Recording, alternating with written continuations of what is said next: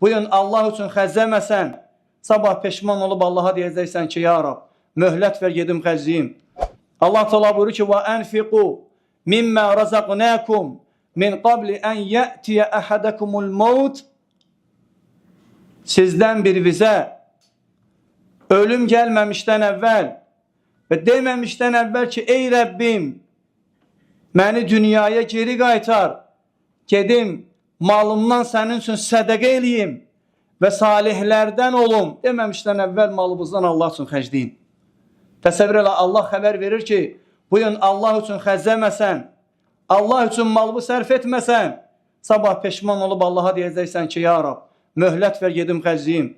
Həmçinin bilmək lazımdır ki, kim Allah üçün xərcləyirsə, Allah ona bol-bol verir. Allah ona bol-bol əvəzin qaytaracaq. Necə Peyğəmbər sallallahu aleyhi ve sellem deyir ki, hər gün